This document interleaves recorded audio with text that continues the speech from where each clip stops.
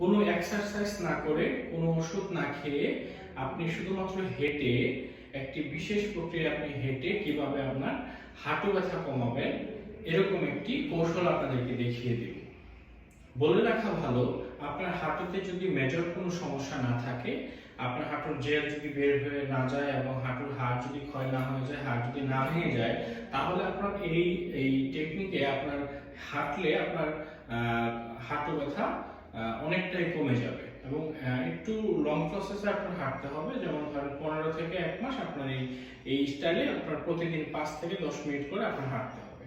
তো দেখানো যাক হাঁটার স্টাইলটা। এই স্টাইলে আপনি প্রতিদিন 5 মিনিট করে বা 5 মিনিট বা 10 মিনিট আপনি বাসায় হাঁটবেন এইভাবে, ঠিক আছে? এইভাবে পায়ের উপর ভর দিয়ে। আরেকটা হচ্ছে হাঁটুর আপনার গোড়ালির উপরে প্রেসার দিয়ে এইভাবে এইভাবে হাঁটতে হবে।